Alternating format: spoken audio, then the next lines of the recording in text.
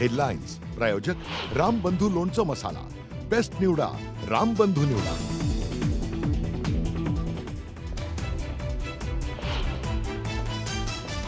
डिनो मोरिया आणि सँटिनोची ईओडब्ल्यू कडून चौकशी, दुसऱ्या समन्सनंतर चौकशीसाठी डिनो मोरिया हजर।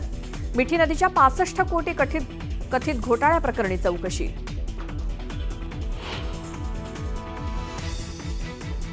सुशील आणि शशांक हगवणेंना शस्त्र परवान्यांसाठी खोटा शपथपत्र दिल्याचं उघड, खोटा भाडेकरार करून मिळवला शस्त्र परवाना।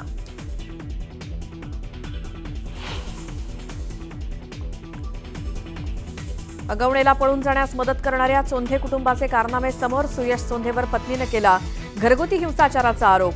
सुयश चोंधे विरोधात महिला आयोगात तक्रार।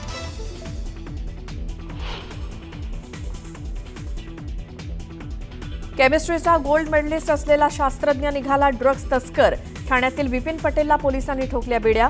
उच्च शिक्षणाचा दुरुपयोग करून मोठमोठ्या कंपन्यांमध्ये काम करून मिळवत होता ड्रग्ज बनवण्याचं साहित्य।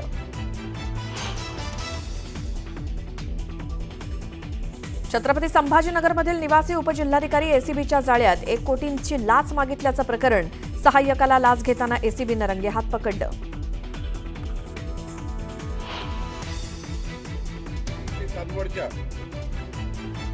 महसूल मंत्री चंद्रशेखर बावनकुळेंनी तहसीलदाराला भरला दम, जनता दरबारात 10 पैकी चक्क 8 तक्रारी एकाच तहसीलदाराविरोधात असल्यामुळे बावनकुळेंची तंबी, सोशल मीडियावर व्हिडिओ व्हायरल।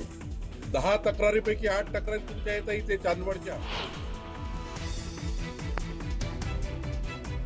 लातूरमध्ये ढगफुटी सदृश्य पावसामुळे अनेकांच्या घरात शिरलं पावसाचं पाणी, पालिकेनं पावसाळ्यापूर्वीची साफसफाईची कामं न केल्यामुळे स्थानिकांचं नुकसान।